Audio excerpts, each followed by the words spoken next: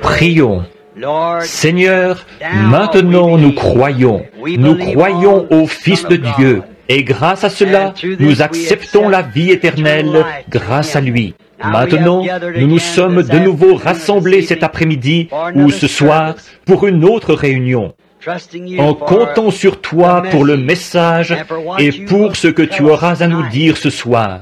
Nous croyons en toi, Seigneur, et nous nous attendons à toi. Tu as dit, ceux qui s'attendent à l'Éternel renouvelleront leur force. Ils s'élèveront avec des ailes, comme un aigle. Nous te prions, ô Dieu, de nous donner cette puissance qui nous élèvera ce soir, alors que nous nous attendons à toi. Nous te remercions pour ces gens, et pour le prix qu'ils ont à tes yeux, et pour le prix qu'ils ont à mes yeux. Je t'en remercie, Père. Ils sont tes joyaux. Et je te prie, ô Dieu, ce soir, de te manifester à eux selon leurs besoins. S'il y a des malades ici, qu'ils soient guéris. S'il y a un doute dans la pensée de quelqu'un, efface-le, Seigneur, et accorde-nous simplement ta présence et tes bénédictions, parce que nous en avons besoin, Seigneur. Tu es celui qui nous suffit entièrement. Et sans toi, nous ne pouvons rien faire. Nous te prions de recevoir nos actions de grâce pour tout ce que tu as fait. Au nom de Jésus-Christ, nous attendons avec impatience tes bénédictions. Amen. Vous pouvez vous asseoir. Eh bien, ce dimanche soir, c'est un tantinet plus frais ici que ça l'était dimanche soir passé. Nous sommes très reconnaissants à nos frères qui ont travaillé si fidèlement à cette installation. Je connais 2 ou 3 d'entre eux. Frère Mike Egan, que je vois au fond, frère Mike et frère Sothman. Frère, je crois, Roy Robertson et frère Woods et les autres. Ils sont venus travailler d'arrache-pied à essayer d'installer ça pour que nous puissions avoir ce message maintenant ou aujourd'hui. Alors, nous sommes reconnaissants. Maintenant, dimanche matin prochain, si le Seigneur le veut, je voudrais faire un service de guérison, de prière pour les malades. Nous le consacrerons à un service de guérison, si le Seigneur le veut. J'ai remarqué ce matin qu'il y avait un paquet de mouchoirs ici, et j'ai prié sur eux. Pendant que vous priez et que vous chantiez, j'ai prié sur les mouchoirs. Et là, il y en a d'autres ici ce soir. Donc nous croyons que Dieu guérit les malades. Il y a tant de glorieux témoignages de guérison parmi nous et partout dans le monde, et nous en sommes reconnaissants. Alors j'ai pensé, dimanche prochain, vu que je devrais m'absenter pour un petit bout de temps, et que nous nous en sommes beaucoup tenus à l'enseignement et du message là, j'ai pensé qu'il serait bon pour nous de faire un service de guérison, de prier pour les malades. Et nous avons confiance que Dieu nous donnera des moments glorieux. Maintenant, beaucoup d'entre vous devront faire de nombreux milles en voiture ce soir. Aussi, je parlais à des groupes de personnes à la cafétéria Blue Boar aujourd'hui, où j'ai pris mon repas de midi. Bien des braves gens. J'ai eu l'occasion de leur serrer la main et de converser avec eux.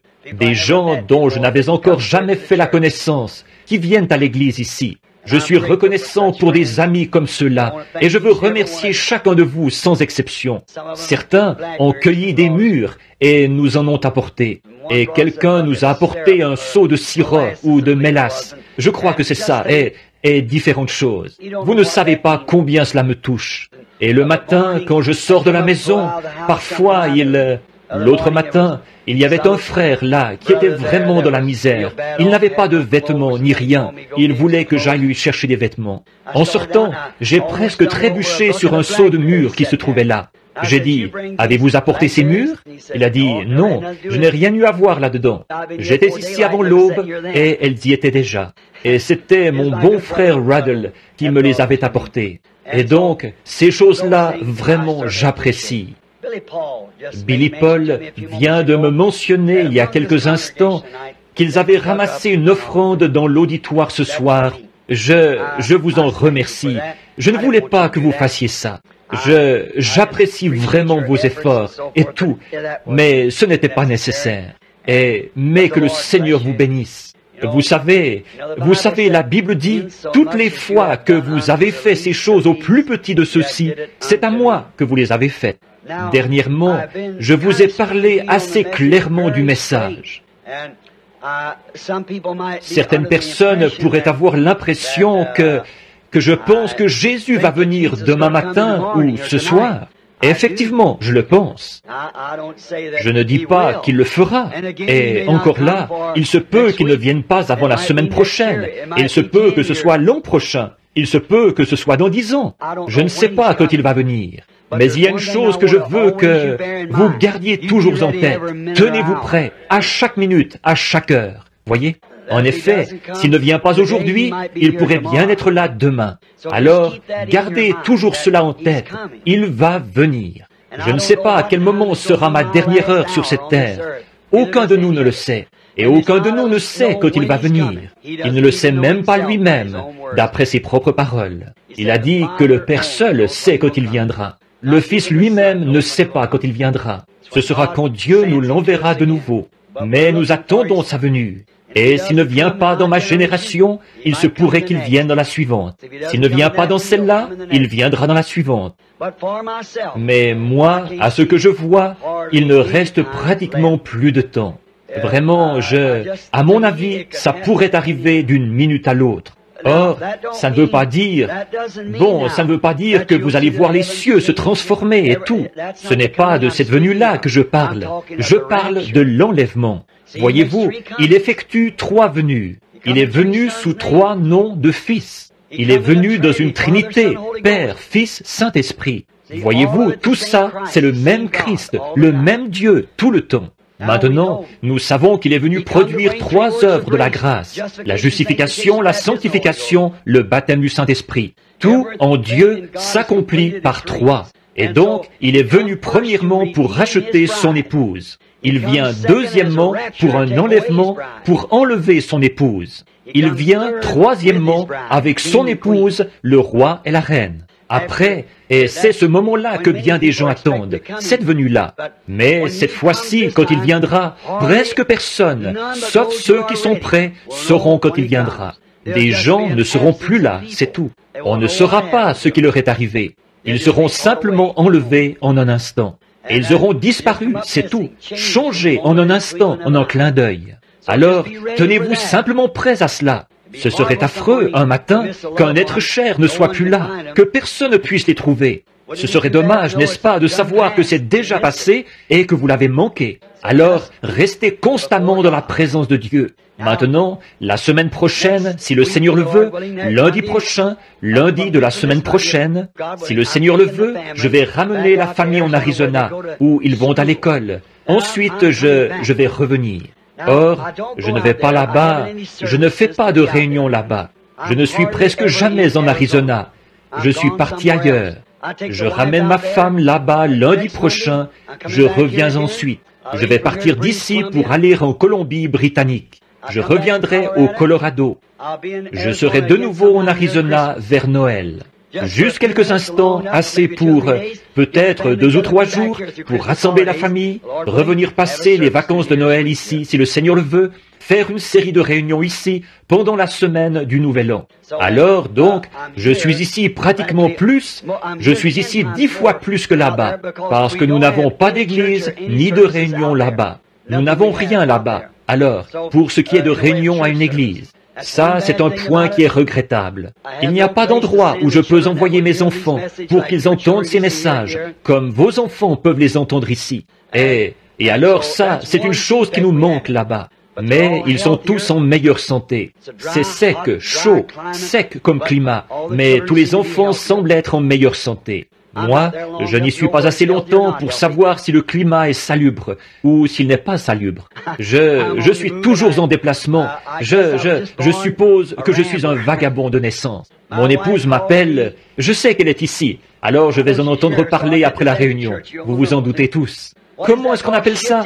Des vents mouvants ou des vents agités ou quoi donc? Quoi donc? Vous savez, des sables mouvants? Ou autrement dit, je suis toujours en déplacement. Ça fait maintenant 22 ans que je suis marié, et des fois j'ai l'impression d'être un étranger dans la maison, parce que je suis toujours obligé de partir. Mais j'attends l'heure où nous serons installés dans la patrie un jour. Mais pour le moment, le combat se poursuit. Alors, soyons en prière. N'oubliez pas, dimanche matin prochain, si le Seigneur le veut, amenez vos malades et ceux qui sont affligés. Venez tôt, trouvez-vous un siège, et probablement qu'il y aura un groupe de gens pour qui il faudra prier. Nous serons obligés de distribuer des cartes de prière. S'il n'y a pas assez de gens, nous ne distribuerons pas de cartes de prière. S'il y en a seulement assez pour former une petite ligne, par exemple 2 ou 3 douzaines, ou quelque chose comme ça. Mais probablement que nous distribuerons des cartes de prière. Alors probablement que nous le ferons environ 1 heure avant la réunion, laquelle, je pense, commence, ce sera à 8 heures, à 8 heures ou 8h30 qu'ils distribueront les cartes de prière.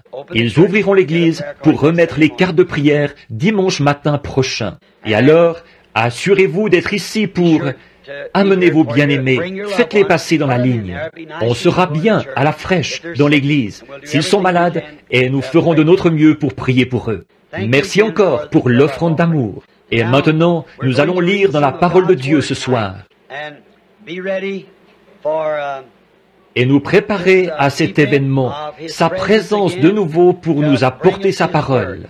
Bon, nous savons que nous pouvons lire un texte, mais c'est Dieu qui doit en révéler le contexte. Voyez?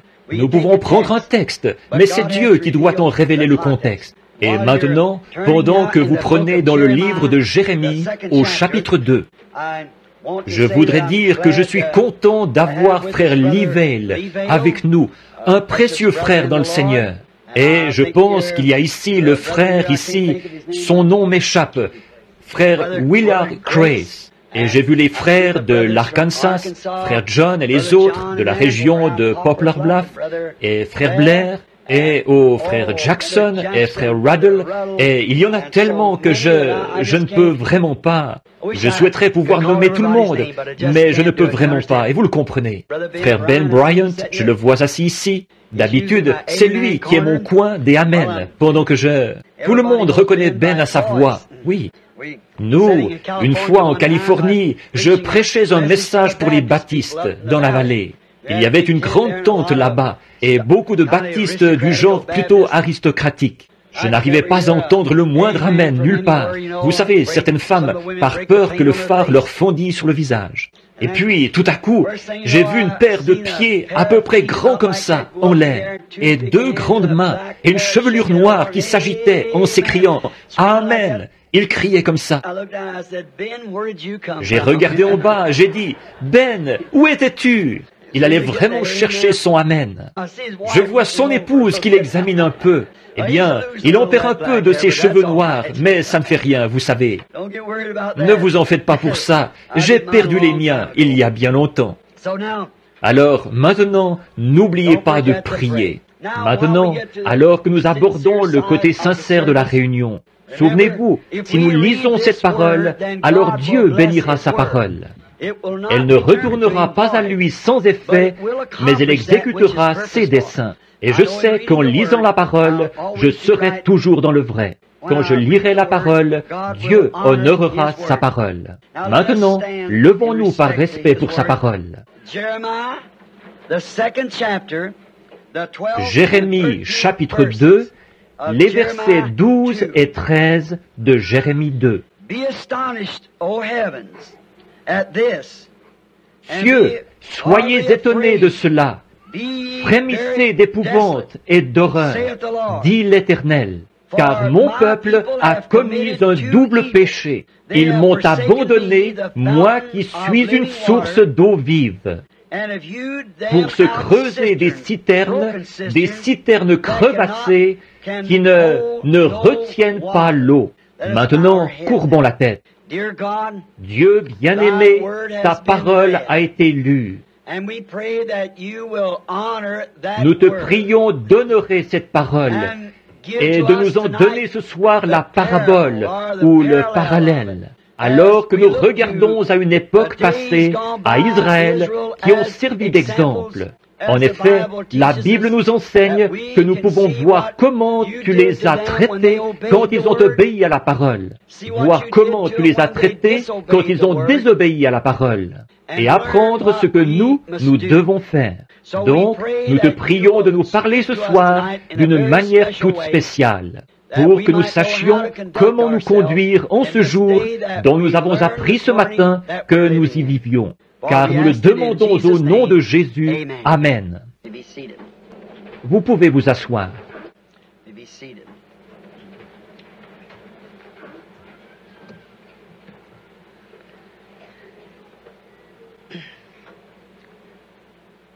Je voudrais parler ce soir du sujet, pendant juste un court moment, des citernes crevassées. Israël avait commis deux grands péchés. Dieu a dit qu'il l'avait délaissé, lui, la source de la vie, et qu'il s'était creusé des citernes pour y boire. Or, c'est quelque chose, la raison pour laquelle j'ai pensé à ce sujet, c'est parce qu'il va dans le même sens que ce que je disais ce matin. Quant à l'heure où nous vivons et à la cause pour laquelle nous combattons. Et nous considérons Israël, qui a servi d'exemple, comme quoi ce que Dieu a été, il doit toujours rester le même. Et il n'y a qu'une seule chose que Dieu ait jamais honorée, c'est le moyen auquel il avait pourvu pour les gens. Et quand ils se sont détournés de ce moyen-là, alors Dieu a été déshonoré, et Dieu a fait souffrir les gens pour s'être détournés de ce qu'il leur avait dicté, quoi que cela ait pu être. Il leur a même donné une loi, ne prends pas, ne touche pas, ne goûte pas. Ce n'était pas seulement parce que c'était mal de faire ces choses, mais c'était mal de désobéir à ce qu'il avait dicté. Et il y a toujours, il ne peut pas y avoir de loi sans qu'il y ait une sanction attachée à cette loi. En effet, s'il n'y a pas de sanction, alors la loi n'a pas beaucoup de poids. S'il n'y a pas de peine qui est attachée, la loi. Or, nous constatons que ce qu'ils avaient fait à cette époque-là semble soutenir le parallèle avec ce que nous faisons aujourd'hui, ce que les gens d'Église font. Maintenant, nous voyons une chose étrange ici. Certaines personnes peuvent trouver étrange qu'il ait dit, ils se sont creusés des citernes crevassées. Bon, peut-être que certains d'entre vous ne savent pas ce qu'est une citerne. Combien savent ce qu'est une citerne? Eh bien, la plupart d'entre vous. Si vous avez été élevé dans une ferme, vous savez ce qu'est une citerne. Je m'en souviens, j'ai bu assez d'insectes qui venaient de là-dedans pour savoir ce qu'est une citerne. J'ai prêché dans les campagnes éloignées, là, dans un bosquet. Il y avait un gros pichet rempli d'eau de citerne posé là, d'eau de pluie, vous savez. Et elle prenait un peu d'âge comme... Et puis les insectes, la nuit, se retrouvaient là-dedans. Donc, je sais ce que c'est que de l'eau de citerne. Une citerne, c'est un endroit, quelque chose qu'on creuse dans le sol pour remplacer un puits. Les gens qui n'ont pas de puits, alors ils s'installent une citerne. Autrement dit, une citerne, c'est un réservoir fait de main d'homme, ou un puits fait de main d'homme dans le sol, que l'homme creuse pour recueillir l'eau, pour l'utiliser. Certains vont l'utiliser comme eau pour se laver, certains vont l'utiliser comme eau potable, et de différentes façons peut-être. Autrefois, à certains moments, tout ce qu'on avait comme eau provenait d'une citerne. On avait une espèce de vieux machin qu'il fallait tourner pour remonter l'eau. Il y avait des petits seaux attachés à ça pour puiser l'eau de la citerne. Eh bien, nous remarquons une chose au sujet de la citerne, qui la distingue du puits. Bon, la citerne, à un moment donné, elle sera à sec. La citerne ne peut pas se remplir toute seule. Elle n'est pas fiable. On ne peut pas se fier à une citerne. Elle doit dépendre et compter sur les pluies qui tombent pendant l'été ou pendant l'hiver, selon le cas D'habitude, c'est pendant l'hiver, quand il y a de la neige et de la pluie. C'est ce qui amène de l'eau dans la citerne. Et si elle ne recueille pas cette eau-là, alors vous n'avez pas d'eau. Ça sèche. Elle ne peut pas se remplir toute seule. La vieille citerne ne peut pas se remplir toute seule. Elle se remplit grâce aux pluies qui tombent. Et je voudrais vous faire remarquer une autre chose au sujet de la citerne. D'habitude, on trouve, du moins c'était comme ça chez nous, la citerne, d'habitude l'étable est à peu près 2 fois plus grande que la maison. Alors d'habitude l'eau, ils l'amènent dans la citerne en la faisant descendre de l'étable. Je m'en souviens bien de la vieille citerne là-bas, quand les tuyaux d'écoulement faisaient descendre tout ça là-dedans, que ça descendait de l'étable. C'est de ce qui coule de l'étable qu'elle se remplit.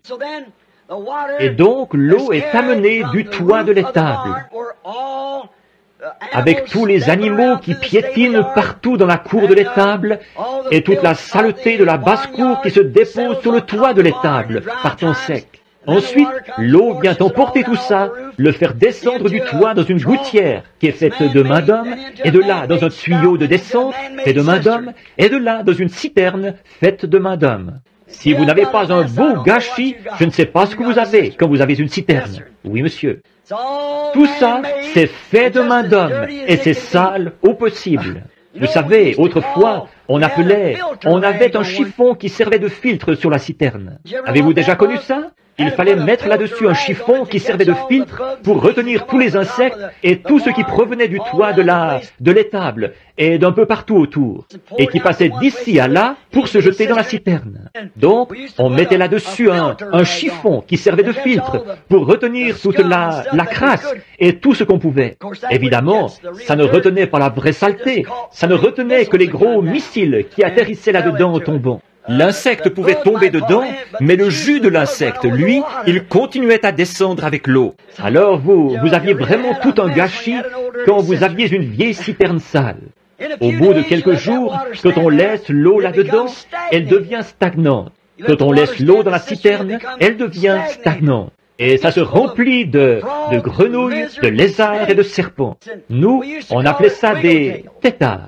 Des tout petits, je ne sais pas si, ce ne sont pas des parasites, je ne sais pas comment vous appelleriez ça, mais c'est quelque chose qui se retrouve dans l'eau qu'on appelait des têtards. Vous savez ce que c'est? Combien savent de quoi je parle? Oh, mais bien sûr, vous, les compagnards, vous le savez tous.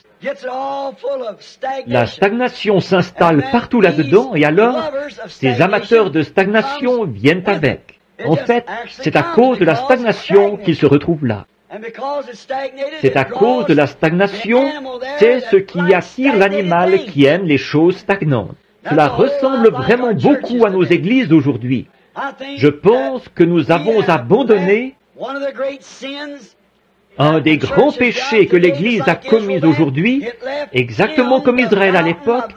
Ils l'ont abandonné, lui, la source d'eau vive, et ils se sont creusés des citernes faites de main d'homme. Et celles-ci sont devenues une habitation de tous ceux qui aiment cette sorte d'eau-là. Les lézards, les grenouilles et toutes sortes de germes malpropres y vivent, parce que c'est un réservoir fait de main d'homme. Et ces choses-là habitent dans ce réservoir, un exemple parfait de nos dénominations d'aujourd'hui. Maintenant, vous dites, « Frère Branham, pourquoi attaquez-vous si vivement ces gens-là? On devrait attaquer ça. Il faut attaquer ça. Fuyez la chose, parce qu'elle va finir par former la marque de la bête. Souvenez-vous, c'est la vérité. Ce sera la marque de la bête. La dénomination conduira tout droit à cela. C'est en voie d'en arriver là maintenant, à une contrainte par un pouvoir. Considérez l'ancien empire romain. Voilà précisément ce qui les a conduits à cette marque de l'apostasie. Vous avez vu que personne ne pouvait acheter ni vendre sans avoir la marque de la bête. Il fallait l'avoir. Il y aura seulement 2 catégories de gens sur terre, ceux qui auront le sceau de Dieu et ceux qui auront la marque de la bête. Seulement 2 catégories. Alors vous devrez avoir l'un ou l'autre. Ce sera une apostasie, une marque d'une religion apostate. Et il va y avoir une image à la bête. En étudiant cela, nous voyons que Rome a été, est et sera toujours la marque ou la bête, exactement. Il n'y a pas moyen de le comprendre autrement. Rome. Et qu'est-ce que Rome a fait? Elle est passée de la Rome païenne à la Rome papale et a organisé un système. un système universel où tous étaient contraints d'adhérer à cette religion-là, sans quoi ils étaient mis à mort. Et c'est étrange de voir que les États-Unis entrent en scène, et ils sont comme un agneau, et un agneau avec deux petites cornes, les droits civils et ecclésiastiques. Et au bout d'un moment, alors qu'il avait été un agneau, nous voyons qu'ensuite il parlait comme un dragon, et qu'il exerçait toute l'autorité que le dragon avait eue avant lui. Et la Bible nous dit qu'il disait, faisons une image à la bête. Une image, c'est quelque chose qui est semblable à quelque chose d'autre. Et nous pouvons le voir en ce moment, que l'Église, dans son état d'apostasie, est en train de former le Conseil mondial des Églises, qui est l'image de l'autorité de Rome. Elle va exercer sur les gens la même contrainte que la Rome païenne ou que la Rome papale avait exercée. Donc, il n'y a pas d'autre moyen, rien d'autre, mais c'est la vérité. Et c'est pour ça que je m'y attaque, dans mon âge, dans mon temps. C'est parce qu'il faut l'attaquer. L'appel a été lancé de sortir du milieu d'elle, mon peuple, afin que vous ne participiez point à ses péchés. Donc, je compare cela à ces citernes sales, souillées. Il est la source de la vie. Il est l'eau vive. Et les hommes l'abandonnent pour se creuser des citernes qui ne peuvent recueillir que la saleté. C'est la seule chose qu'elles peuvent recueillir. Et c'est ce que fait le système dénominationnel. Il recueille tout ce qui se présente et qui veut adhérer. Ils sont prêts à l'accepter pourvu qu'il ait de l'argent ou qu'ils s'habillent d'une certaine manière. Peu importe qui ils sont, d'où ils viennent, ils les acceptent quand même. Maintenant, nous voyons aussi que cette marque de la bête qui a été formée ici, l'Amérique, son nombre, c'est 13. Elle est née avec 13 colonies. Elle avait un drapeau avec 13 étoiles, 13 bandes. Et elle apparaît même au chapitre 13 de l'Apocalypse. Et en Amérique, nos pièces de monnaie ont toujours porté l'effigie d'une femme. Même la tête d'Indien sur nos pièces d'un cent, c'est le profil d'une femme. Nous le savons, nous connaissons l'histoire là-dessus. Tout, la cloche de la liberté et tout le reste, la liberté, statue de la liberté, tout, c'est une femme. Une femme, le nombre 13. Voyez? Or, c'est beau de voir ces choses-là. Et maintenant, j'ai prédit par une révélation de Dieu ou une vision en 1933 que ces choses allaient se produire avant le temps de la fin. Et l'une d'elles, là, c'était que Mussolini, qui à l'époque était en train d'instaurer sa dictature, il allait instaurer sa dictature. Et il allait aussi envahir l'Éthiopie, il irait là-bas et il s'emparerait de l'Éthiopie. Et l'Esprit, il a dit, il tombera sous sa coupe. Je me demande s'il reste encore des vétérans dans le tabernacle qui se souviennent que j'avais dit ça à la salle Redmond là, que t'on prêchait il y a bien des années. Y aurait-il une personne dans le bâtiment ce soir qui resterait de ceux qui y étaient à la vieille salle Redmond que j'avais prêché ça? Quand il y a eu le NR, il y a longtemps, à l'époque où Roosevelt en était à son premier mandat. Il n'y a pas une seule personne ici, je suppose. Y aurait-il quelqu'un? Oui, une personne. Il y en a une. Oui, Madame Wilson, je me souviens d'elle. Mon épouse, assise au fond. Il en reste 2 de la vieille génération de ceux qui étaient là à l'époque. Quand il disait que le NRA, là, c'était la marque de la bête, j'ai dit, rien à voir, pas du tout. La marque de la bête ne vient pas d'ici, elle vient de Rome. Ça ne peut pas être la marque de la bête. Et maintenant, souvenez-vous que ces choses ont été dites. J'ai dit qu'Adolf Hitler aurait une fin mystérieuse, qu'il déclarerait la guerre aux États-Unis, qu'ils allaient construire un grand machin en béton, qu'ils allaient même vivre là-dedans, et que c'est là que les Américains se feraient battre à plate couture, là. Il s'agissait de la ligne Siegfried, 11 ans avant qu'ils en entreprennent la construction. Et ensuite j'ai dit, mais il arrivera à sa fin, et les États-Unis gagneront la guerre. Ensuite j'ai dit, il y a 3 ismes. Le nazisme, le fascisme et le communisme. Et j'ai dit, ils finiront tous dans le communisme. La Russie va tout absorber dans le communisme. Et j'ai dit, ensuite la science va tellement se développer, l'homme va devenir tellement habile, il va inventer tant de choses qu'il va finir par faire une automobile qui ressemblera à un œuf, avec une espèce de toit en verre, et qui sera commandée par une puissance autre que le volant. Et ils l'ont, cette voiture. Et j'ai dit, ensuite, les mœurs des femmes de chez nous vont se relâcher. Elles vont commettre des choses tellement dégradantes qu'elles seront en disgrâce auprès de toutes les nations. Elles porteront des vêtements d'hommes. Elles se dévêtiront toujours plus jusqu'à ce qu'en fait, elles en viennent à n'avoir que leurs sous-vêtements, comme sur elles, c'est tout. Elles finiront par porter seulement une feuille de figuier. Et si vous remarquez dans le magazine Life du mois passé, il y avait cette femme qui portait des feuilles de figuier. Et ça, c'est la nouvelle tenue de soirée, ou robe du soir, ce qu'on porte le soir. C'est transparent, on peut voir au travers. Il n'y a que les feuilles de figuier qui cachent une certaine partie de son corps. Avec des maillots de bain sans bretelles, ou bretelles qui n'ont pas de bretelles. Le haut laisse le corps découvert. Et ces choses-là se sont effectivement produites. Ensuite, j'ai vu une femme s'élever aux États-Unis comme une grande reine ou quelque chose comme ça. Et elle était belle à voir, mais elle avait le cœur mauvais. Et elle a entraîné la nation qui s'est retrouvée sous sa coupe. Ensuite, finalement, il m'a dit de regarder de nouveau vers l'Est. Et à ce moment-là, j'ai vu, on aurait dit que le monde avait explosé. Tout ce qu'il y avait à perte de vue, c'était des bouts de bois et des rochers fumants qui avaient été projetés de la terre sous le coup de l'explosion. Et ces choses-là devaient se produire avant la fin du monde. Et 5 des 7 choses se sont déjà produites au cours des 33 ans. Nous y revoilà. C'est le temps de la fin.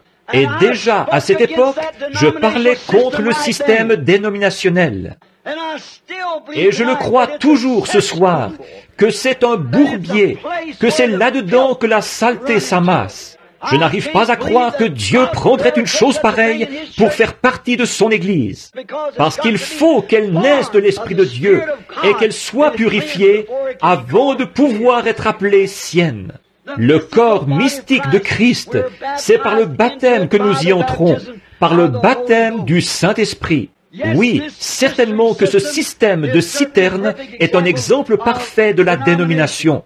Un homme qui est sage devrait ouvrir l'œil et ne jamais entrer là-dedans, car Dieu a prouvé tout au long des âges qu'il est contre cette chose, et il n'a jamais œuvré avec. Tout groupe, chaque fois qu'un homme arrivait avec un message, par exemple, Luther, Wesley, etc., Smith, Calvin et les autres. Dès qu'ils établissaient l'organisation, Dieu mettait la chose au rencard et il ne l'a plus jamais visitée par un réveil. Fouillez dans l'histoire. Dieu ne s'est jamais servi à aucun moment d'une dénomination pour susciter en elle un réveil, nulle part.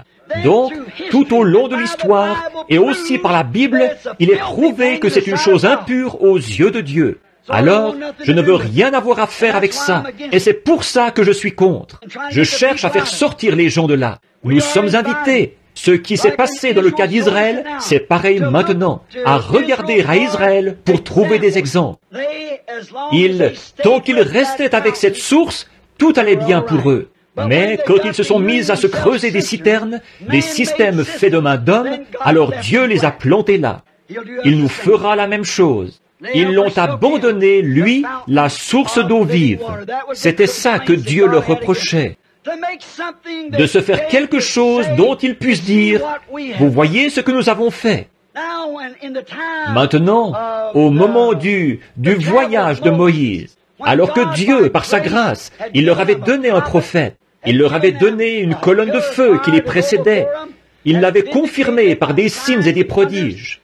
La grâce leur avait fourni toutes ces choses. Israël, ils voulaient quand même, c'est la loi qu'ils voyaient. Ils ont refusé la grâce pour prendre la loi.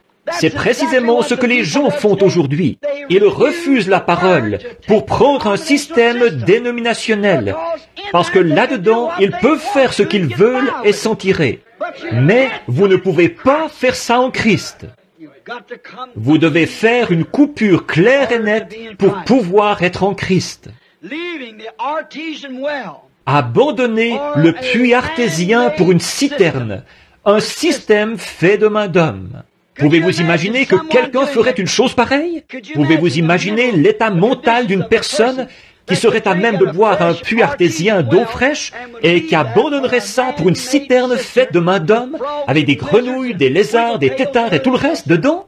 Ça ne semble même pas tenir debout, côté bon sens.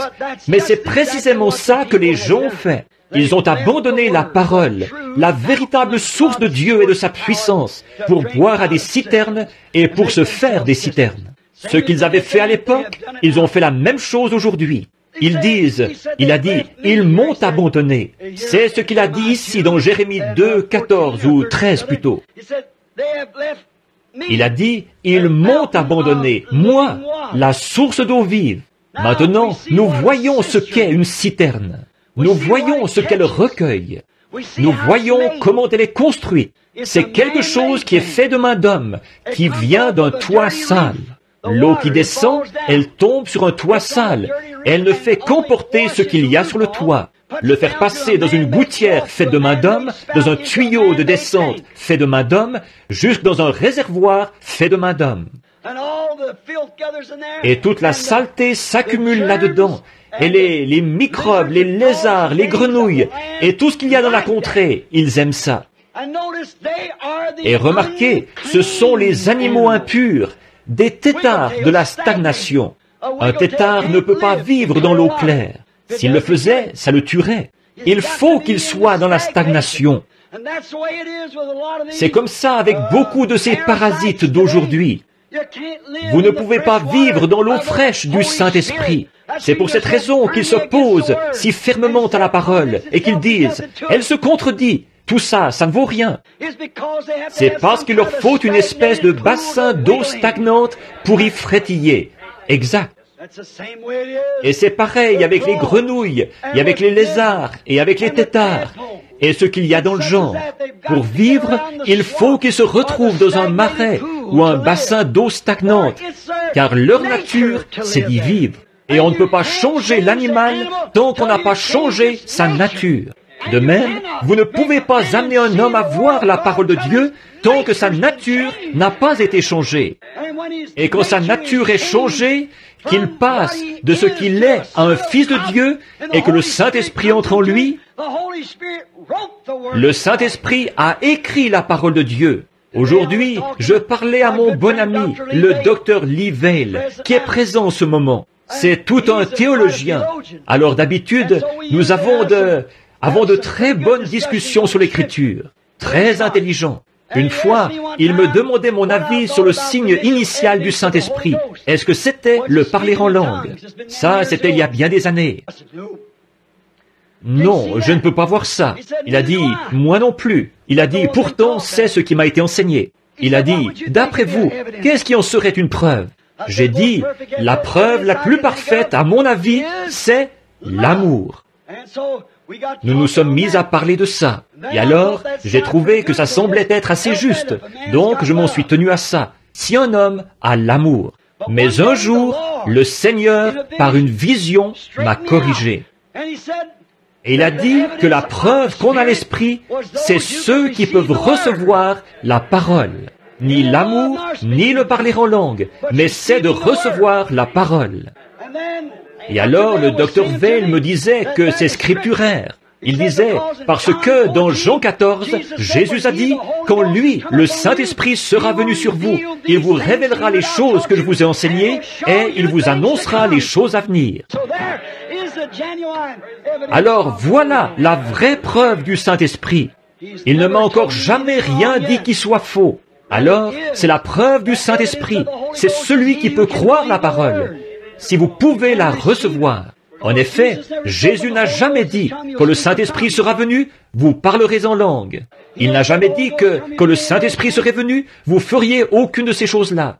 Mais il a dit, il prendra ces choses qui sont à moi, et il vous les annoncera.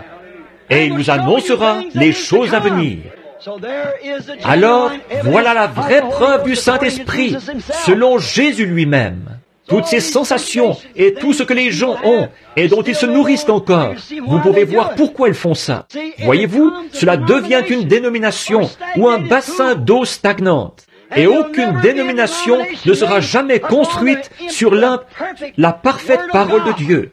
C'est impossible, parce qu'on ne peut pas faire de Dieu une nomination ou une dénomination. Non, monsieur. En voici la raison. Prenez un groupe d'hommes qui peuvent croire la parole, qu'ils commencent une organisation. Tout à coup, au bout d'un an, il y a une bande de Ricky là-dedans à qui on ne peut pas faire entendre raison. C'est eux qui ont l'emprise et on ne peut rien y faire. Ce n'est pas le système de Dieu. Non, alors nous savons que cette chose-là, c'est hors de question. Ça devient une citerne. Ça devient un endroit où chacun fait des compromis sur ceci, cela ou autre chose, pour pouvoir intégrer des membres, ou pour que les gens puissent y entrer. Nous voyons que ce système a commencé à un certain moment, du temps des Israélites, quand ils creusaient ces citernes. Il y avait un homme et un groupe de pharisiens qui avaient creusé des citernes. Ils avaient un homme du nom d'Hérode, qui était le proclamateur, qui gouvernait l'État. Et il est venu écouter parler un homme qui ne perdait pas son temps avec leur dénomination. C'était un prophète. Et aucun prophète n'a jamais rien eu à voir dans une dénomination. Au contraire, il haïssait cela. Ce prophète s'est mis à dire, « Ne vous mettez pas à dire en vous-même, nous avons Abraham pour père, car je vous déclare que de ces pierres, Dieu peut susciter des enfants à Abraham. » Ils avaient envoyé un dignitaire pour qu'il vienne l'écouter. Et ce dignitaire avait ôté sa femme à son frère et il l'avait épousée. Et qu'est-ce que cet homme est venu lui dire en face? On pensait qu'il allait faire des compromis et qu'il dirait, « Allons, monsieur, prenez donc un bon siège ici. Et vous devriez, je suis si content que vous soyez venu m'écouter aujourd'hui. » Jean est allé le voir et il lui a dit en face, il ne t'est pas permis de la voir. La toute première chose qu'il a dite, il l'a réprimandé à cause de son péché. Voyez-vous, les dénominations produisent des bassins d'eau stagnante où les hommes peuvent vivre avec des femmes. Et ces femmes peuvent faire n'importe quoi, se couper les cheveux, porter des shorts et tout le reste, et se dire chrétiennes. Mais une véritable source, alléluia, de la puissance de Dieu, ça ne pourra pas demeurer là, parce qu'elle va pousser tout cela dehors. Je suis la source d'eau vive. Ils m'ont abandonné pour se creuser des citernes. Or, une source d'eau vive, nous voyons, une source d'eau vive, qu'est-ce que c'est? Maintenant que nous avons vu ce qu'est la citerne, une source d'eau vive, qu'est-ce que c'est? C'est un puits artésien. Un puits artésien, qu'est-ce que c'est, frère Branham? C'est un puits dont la source est toujours souterraine et qui fait jaillir son eau. Il coule tout le temps. Il se suffit à lui-même. C'est toujours frais et pur. Un puits artésien, une source d'eau vive. Ce n'est pas mort et en stagnation, c'est vivant. C'est toujours en changement, produisant quelque chose de neuf tout le temps. Avançant, puisant dans ses ressources. Il puise ses ressources au fond de lui-même. Et c'est, encore là, une source d'eau vive jaillissante. Il se nettoie tout seul. C'est de l'eau propre, pure, propre. Il se suffit à lui-même. On n'a pas besoin d'attendre que les pluies remplissent son réservoir. Il bouillonne tout le temps. Il donne son eau gratuitement. On n'a pas besoin de le pomper, de le remonter, de le tordre ou d'y adhérer. C'est une source d'eau vive, tout simplement. Vous savez, prenez ces vieilles citernes. Il faut tourner et tourner et tourner la manivelle et pomper et tout pour faire sortir un peu de cette eau stagnante de là. Mais une source d'eau vive, elle va donner gratuitement, sans pomper, sans y adhérer, ni rien d'autre. Oh, je suis content que cette source-là existe. Oui, monsieur. Il n'a pas besoin d'avoir une passoire dessus pour en retirer les parasites.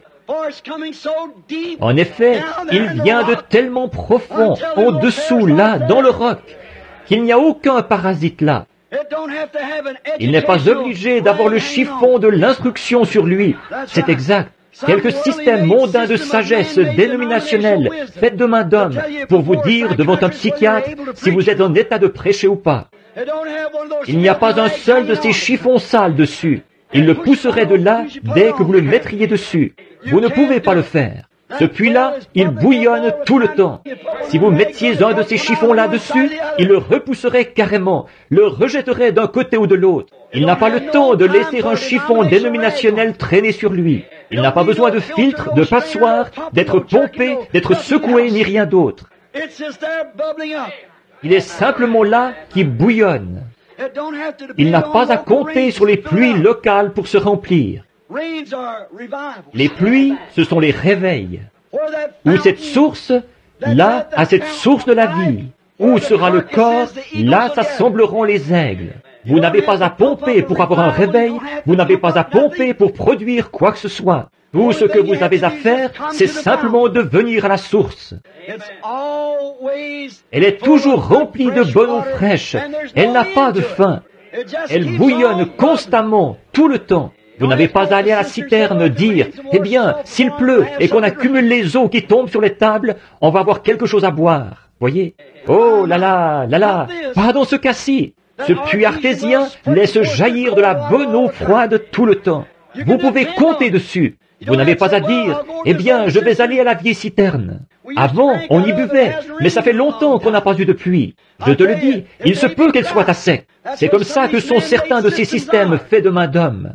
Vous pouvez entrer là si vous avez quelque chose de grande envergure qui est en train, une grande cabale où on vend quelque chose ou un événement quelconque. Une grande fête et des choses qui se passent, de jouer au loto et de faire des fêtes au sous-sol et tout. Là, vous trouverez peut-être une salle comble.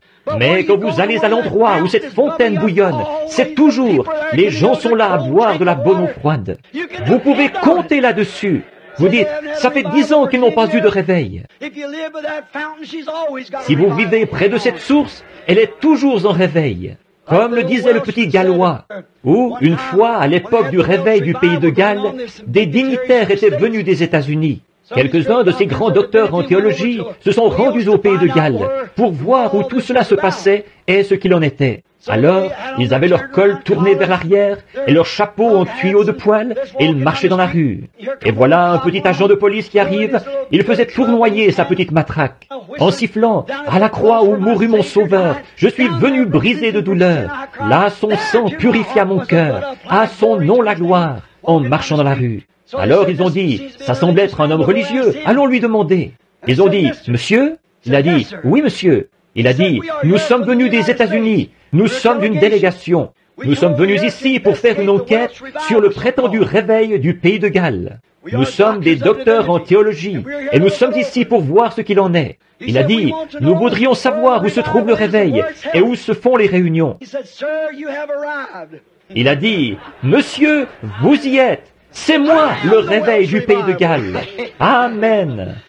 Le réveil du pays de Galles est en moi. C'est ici que ça se passe. C'est comme ça quand vous vivez près de cette source d'eau vive. Elle est vivante tout le temps. Elle bouillonne et bouillonne et bouillonne et bouillonne. Elle n'a pas de fin. Ce n'est pas d'aller voir s'il y a de l'eau, si on a eu de la pluie ici dernièrement. Ce n'est pas ça. C'est cette source d'eau vive. Comme je le dis, elle donne son eau gratuitement. Vous n'avez pas à mettre des chiffons dessus pour voir. Les chiffons de l'instruction, avant de pouvoir les envoyer prêcher, voir s'il écrit ses mots comme il faut, s'il les prononce comme il faut, s'il emploie ses noms et ses pronoms et tout, et les adjectifs. Beaucoup d'entre eux ne savent même pas ce que c'est, mais il vit à la source quand même, voyez-vous, quand même. Elle n'a pas à compter sur les pluies locales pour se remplir, ou sur les réveils locaux pour ça. Elle n'a pas à faire ça, car sa puissance et sa pureté sont en elle. C'est là que se trouve la parole, sa propre puissance. Quand un homme peut la recevoir dans son cœur, elle a en elle sa pureté, elle a en elle sa puissance. Tout cela se trouve dans la parole même, et cela fait jaillir la vie. Quand Israël s'en éloignait, c'est là qu'ils avaient des ennuis. Chaque fois qu'ils s'en sont éloignés, ils ont eu des ennuis. C'est pareil pour nous maintenant. Quand le réveil n'est plus en contact avec cela, alors il est inutile.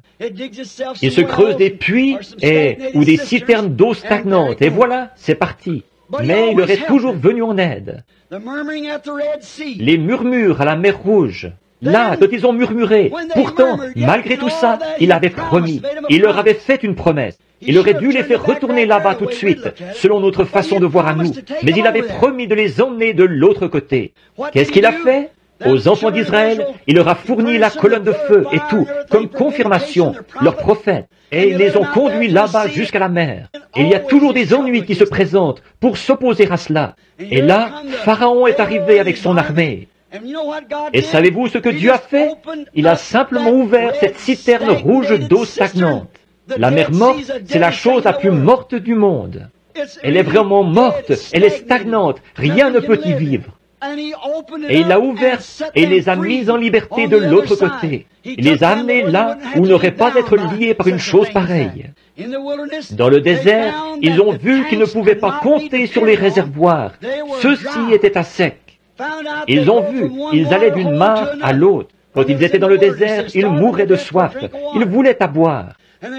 Ils allaient à ce réservoir-ci, un étang, il était à sec. Ils allaient ailleurs, c'était à sec. Ils ne pensaient plus pouvoir un jour trouver à boire. Et alors, à l'endroit le plus invraisemblable de tout le désert, c'est là qu'ils ont trouvé l'eau. Elle était dans un rocher. Elle était dans un rocher. L'endroit le plus invraisemblable où un homme puisse trouver de l'eau, c'est bien dans un rocher sec au milieu d'un désert. Mais vous voyez, Dieu fait ce genre de choses, à l'endroit le plus invraisemblable, de la façon la plus inhabituelle. Ça s'est toujours passé comme ça.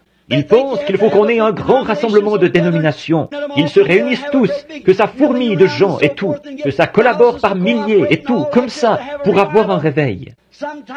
Parfois, Dieu va prendre le petit homme qui ne sait même pas son alphabet. Et au beau milieu d'un groupe de gens illettrés qui savent à peine distinguer leur droite de leur gauche, il peut susciter un réveil qui va secouer le monde. Il l'a fait à l'époque de Jean. Il l'a fait à l'époque des prophètes. Jamais aucun d'eux, pour autant que nous le sachions, n'a eu d'instruction. Mais Dieu pouvait s'emparer d'eux et accomplir quelque chose par eux. De ce rocher sont sortis les eaux. Il était le rocher. Et il a donné cet ordre. Le rocher devait être frappé. Et il a donné de l'eau pure, fraîche et propre, en abondance, à tous ceux qui ont accepté de boire. Il a sauvé tous ceux qui ont accepté d'y boire. Un parallèle parfait de Jean 3, 16. Dieu a tant aimé le monde qu'il a donné son Fils unique, que quiconque croit à lui ne périsse point, mais qu'il ait la vie éternelle. Dieu a frappé ce rocher au calvaire.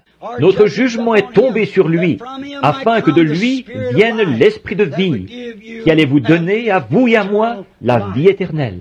C'en est une parabole parfaite, là, dans le désert. Ils n'ont jamais eu à tirer, à creuser, à pomper, ni rien, seulement avoir part gratuitement aux moyens qu'il avait fournis. Alors, ils n'avaient pas à sortir ça d'un étang, ils n'avaient pas à remonter ça dans un seau, ils n'avaient pas à avoir un treuil pour aller chercher ça. Tout ce qu'ils avaient à faire, c'est d'y avoir part. Et c'est tout ce qu'il faut maintenant. Vous n'avez pas à adhérer à quoi que ce soit. Vous n'avez pas à aller vous agenouiller à l'autel et fabriquer quelque chose, pomper quelque chose. Vous n'avez pas à répéter le même mot maintes et maintes fois jusqu'à ce que vous ayez un langage confus. Tout ce que vous avez à faire, c'est d'y avoir part, gratuitement, à lui, le moyen fourni par Dieu. Pas besoin de pomper, de pousser, ni rien. Il suffit d'en prendre gratuitement. Vous n'avez pas besoin de faire quoi que ce soit, juste d'y prendre part. C'est-à-dire juste de le croire. C'est tout ce que je peux dire là-dessus. Ils n'ont jamais rien eu à faire pour ça. Ils n'ont jamais eu à creuser pour l'obtenir. Ils n'ont jamais eu à s'agenouiller et pleurer toute la nuit pour l'obtenir. Ils y ont simplement eu part. Il avait été frappé et il était prêt. C'est exact. Je suis en train de regarder un homme qui est assis au fond de la salle ici. Je me rappelle lui avoir dit ça dans une vieille table un jour près d'une mangeoire. Et il a dit, « Mais je ne vaux rien. » J'ai dit, « Je le sais. » Et j'ai dit, « Moi non plus d'ailleurs. » Mais j'ai dit, toi, tu regardes à ce que tu es. Arrête de regarder à ce que tu es et regarde à ce qu'il est, lui. Il a dit, si je pouvais seulement me débarrasser de ces cigarettes, frère Branham, je deviendrais un chrétien.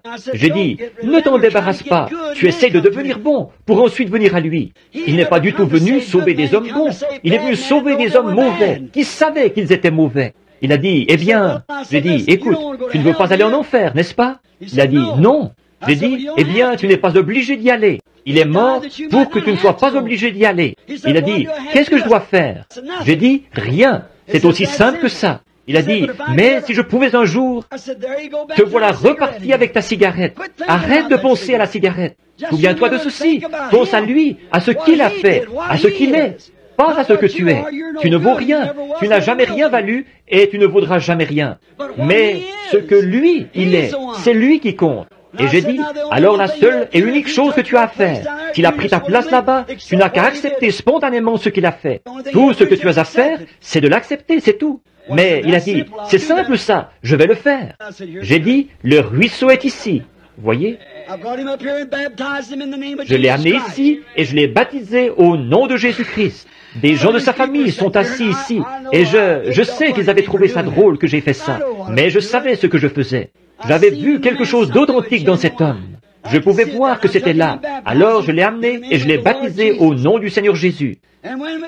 Et à ce moment-là, pas longtemps après, je suis allé chez son fils. Nous avons eu une vision d'un arbre qui s'était cassé à un certain endroit, et l'homme était tombé. Il s'était presque cassé la colonne vertébrale. On l'a transporté à l'hôpital. Et cette nuit-là, le Seigneur m'a révélé que la cigarette s'était terminée.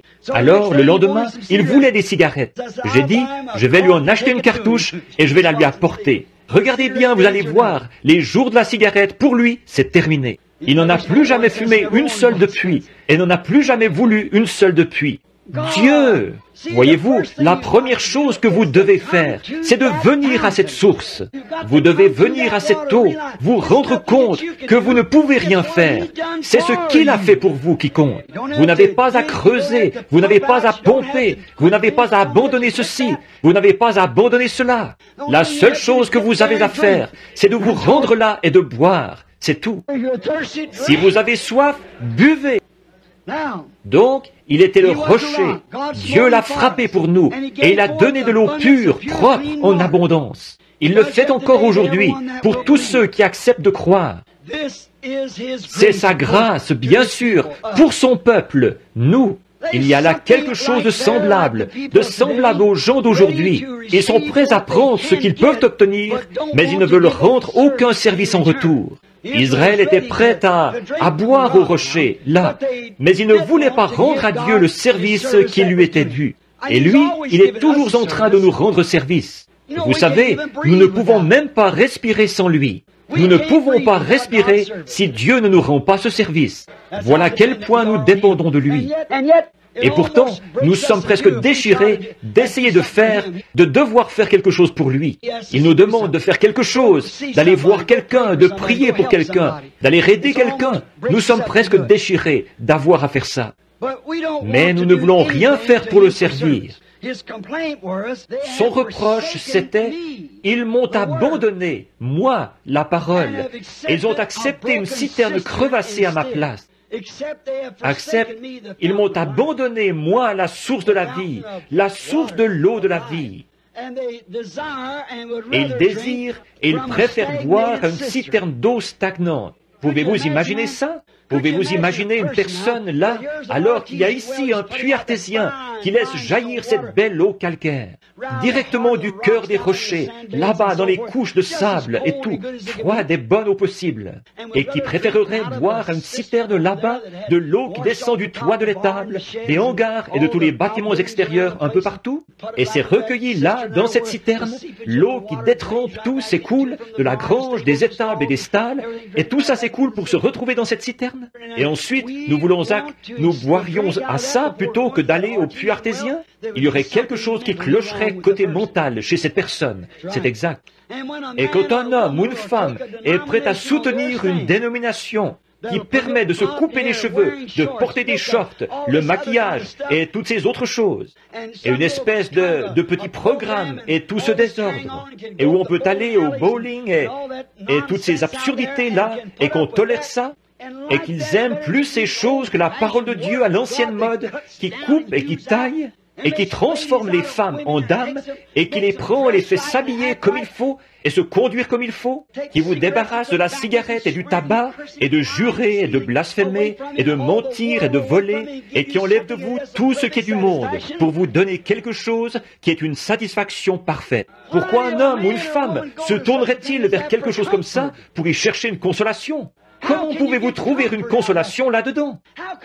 Comment pouvez-vous boire de l'eau fraîche à une citerne d'eau stagnante? Pourquoi une personne, si une personne allait à une citerne d'eau stagnante pour y boire, alors qu'il y a un puits artésien accessible, vous diriez, il a le cerveau dérangé, cet homme-là. De même, si une femme ou un homme va à un endroit pareil pour y chercher une consolation, il y a quelque chose qui cloche spirituellement chez cette personne-là. Ils ne veulent pas la parole. Cela montre que leur nature est encore celle d'une grenouille ou d'un tétard ou quelque chose. C'est exact.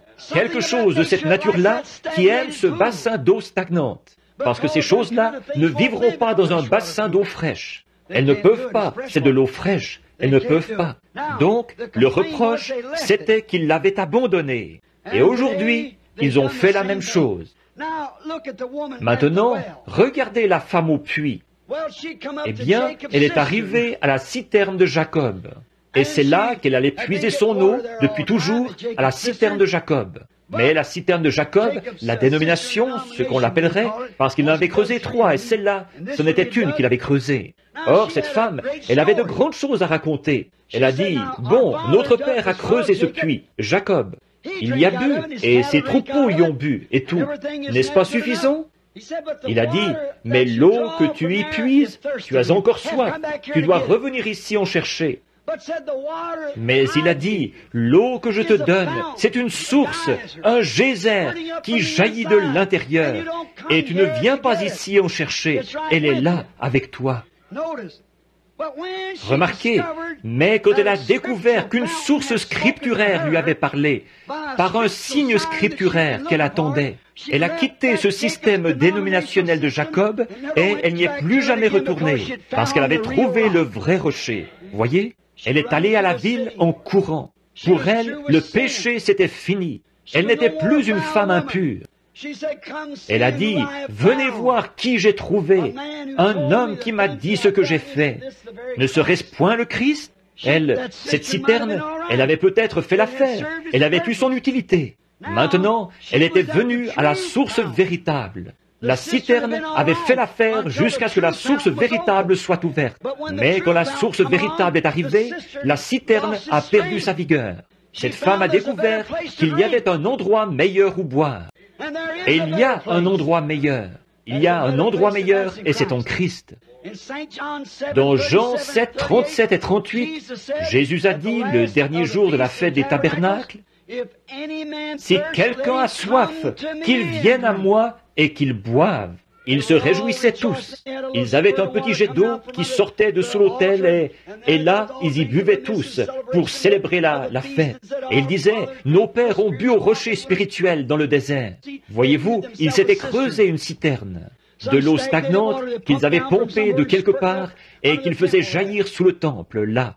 Et ils se rassemblaient tous autour de cette eau, ils en buvaient et ils disaient, il y a bien des années, nos pères ont bu dans le désert. Jésus a dit, « Je suis ce rocher qui était dans le désert. » Ils ont dit, « Nous avons mangé la manne du ciel, Dieu l'a fait descendre. » Il a dit, « Je suis cette manne. » Cette source, c'était lui, il était au milieu d'eux. Ce pain de vie était au milieu d'eux. Et malgré tout ça, ils n'en ont pas voulu. Ils préféraient avoir leur citerne.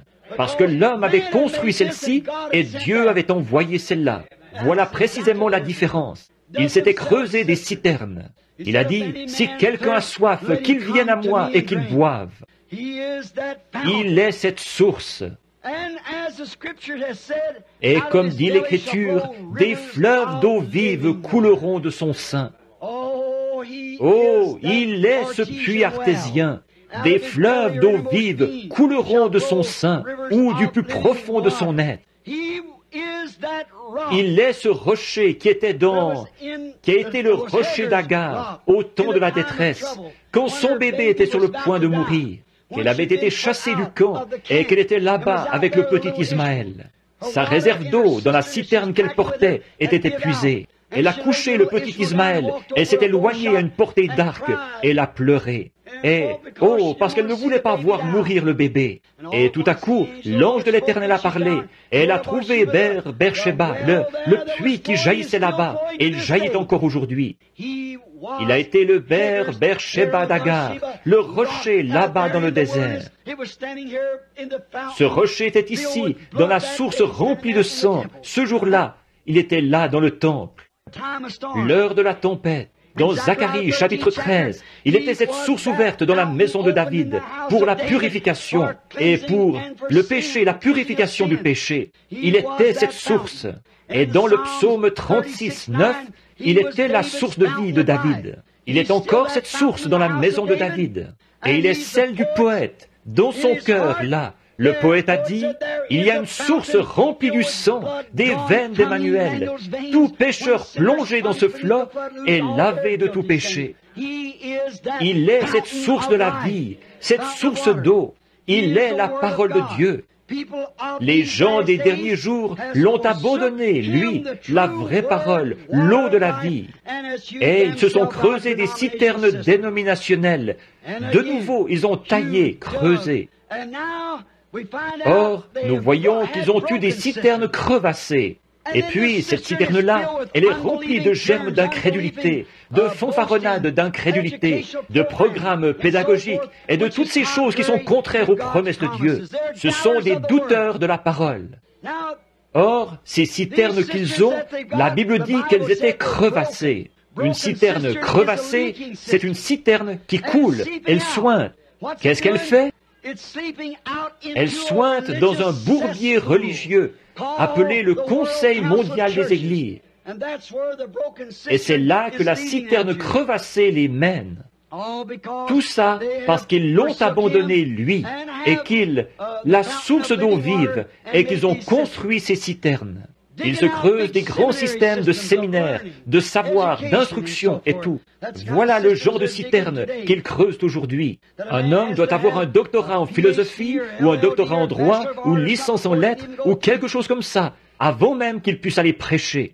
Des citernes qui ont été remplies d'une théologie faite de main d'homme. Ils les font entrer dans ces grandes écoles de haut savoir.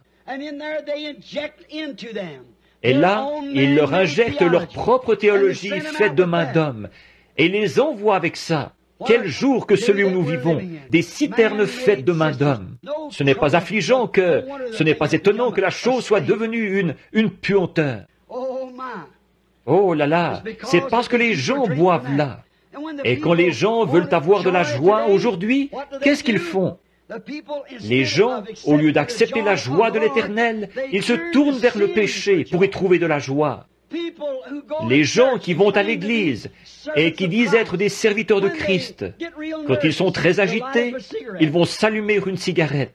Et quand elles veulent s'amuser, elles enfilent leurs vêtements indécents et elles vont tondre la pelouse à l'heure où les hommes passent par là pour qu'ils les sifflent. Elles font tout ce qu'elles peuvent pour être populaires. Elles veulent ressembler aux vedettes de cinéma. C'est ça leur joie. Alors que Jésus a dit, « Je suis celui qui leur suffit ». La raison pour laquelle ils se tournent vers ces choses, c'est parce qu'ils ne veulent pas boire à cette source. Ils l'ont rejetée. Ils ne veulent pas y boire. Ils adhèrent à une espèce de système fait de main d'homme.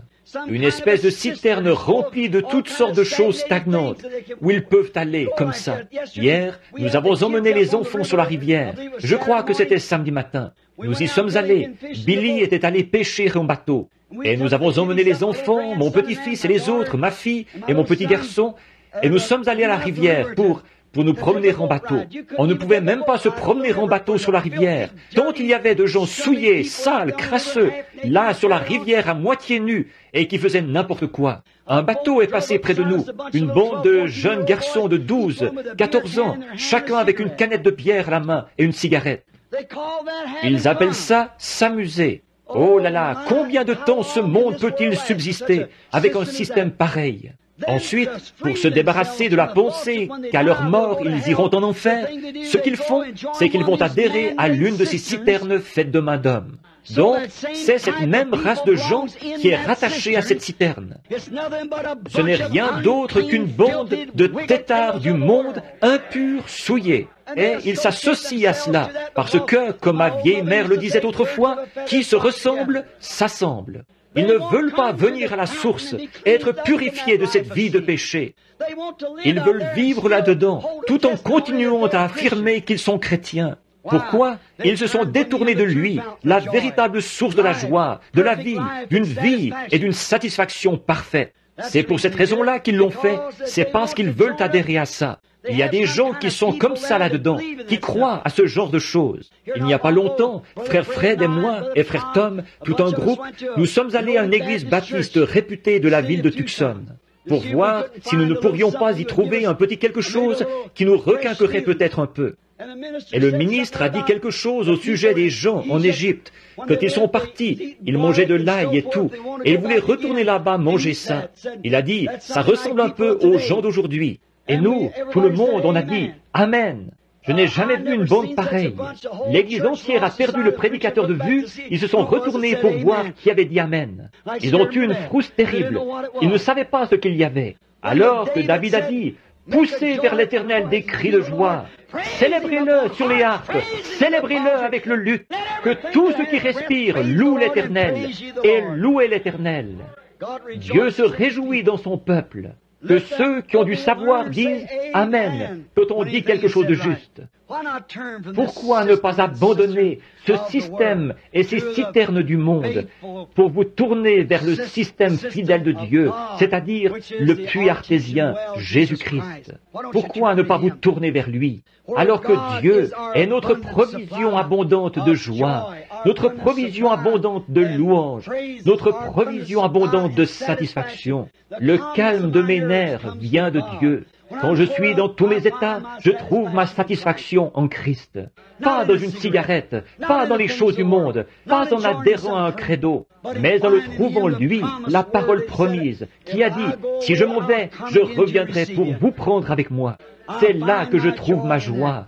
Il est ma joie. Aujourd'hui, ils disent qu'en adhérant à ces choses et qu'en formant ce Conseil mondial des Églises, ils vont faire un endroit où on pourra mieux vivre. Sincèrement, ce que j'en pense, c'est qu'ils vont faire un endroit où on pourra mieux pécher. C'est simplement, toute la chose, c'est du péché de toute façon, pas pour y vivre, mais pour y mourir. De faire un endroit où pécher au lieu d'un endroit où vivre. Toute autre chose, tout ce qui n'est pas Jésus-Christ et sa parole de vie, c'est une citerne crevassée. Tout ce qui essaie de remplacer cela, tout ce que vous essayez de faire pour en retirer de la paix, tout ce que vous essayez de faire pour en retirer une consolation, toute joie que vous recevez de quoi que ce soit d'autre pour remplacer ceci, c'est une citerne crevassée remplie de saleté. Lui, il donne une satisfaction parfaite. Je me souviens, ici en été, il y a quelques années, je suis sorti par la porte de derrière. Un jeune galopin qui était là m'a dit, il a dit, vous savez, la raison pour laquelle vous parlez toujours comme ça des femmes, parce qu'elles portent des shorts et tout, il a dit, c'est parce que vous êtes un vieil homme. Il a dit, c'est pour cette raison-là. J'ai dit, écoute, quel âge as-tu? Il a dit, 27 ans. J'ai dit, quand j'étais bien des années plus jeune que toi, je prêchais la même chose. J'ai trouvé une source de satisfaction. Il est ma portion. Amen. Tant qu'il pourvoit, c'est ça la beauté. C'est ça l'art pour moi. C'est de le contempler, lui, de regarder sa main à l'œuvre et de voir ce qu'il est en train de faire. Je ne connais point d'autre source. Oh, précieux est le flot qui me rend blanc comme neige. Je ne connais point d'autre source, rien d'autre que le sang de Jésus. Il y a une source remplie du sang, des veines d'Emmanuel. Tout pécheur plongé dans ce flot est lavé de tout péché.